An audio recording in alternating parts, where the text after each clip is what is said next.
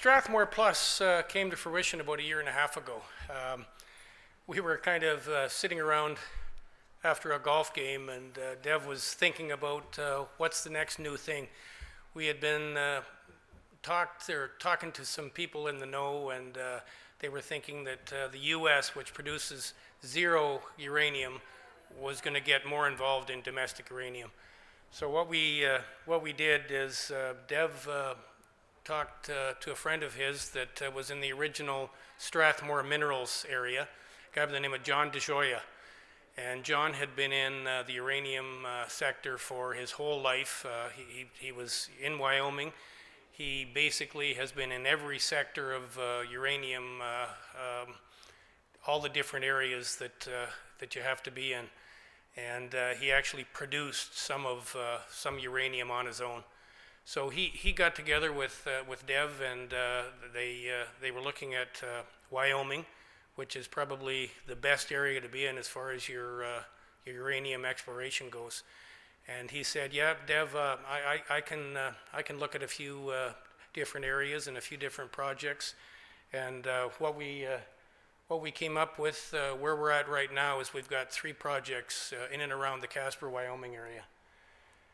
And I'm not going to go through all the uranium world highlights, but I'm just going to take you right to our projects that we've got right now.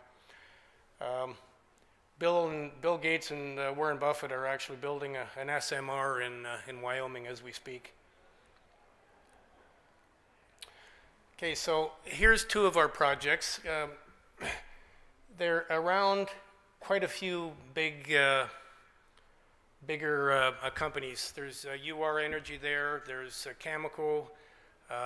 Kerr-McGee was an old uranium producer years ago.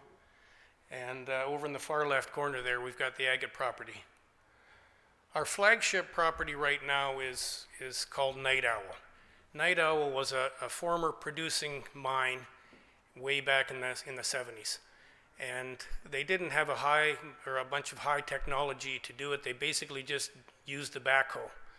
And John DeJoya, one of our directors and our technical advisor, was involved in that. We've been flying it. We've done some aerial surveys on it. As David said, the Shirley Basin is a well-known area with best ISR potential. I just want to show you this particular area here. Dev and I were on the property early last summer, and if you can't see it real well, but that red circle up at the top there, that's basically where the Night Owl mine was. We did some aerial surveys, which we didn't complete yet, but we came back with this, and as you can see down at the very bottom there, that big red circle, well, all those highlighted areas are all mineralized areas.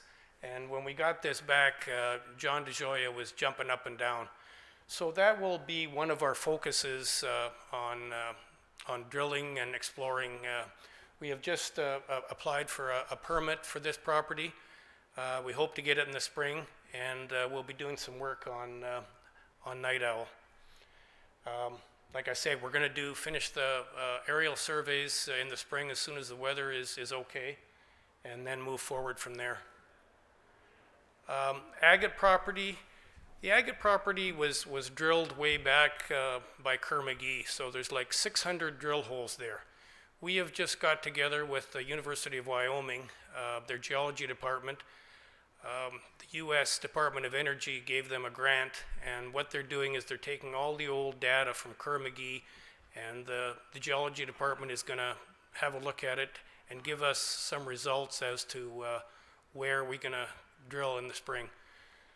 We have applied for a permit on this property, so we're again hoping to get that permit by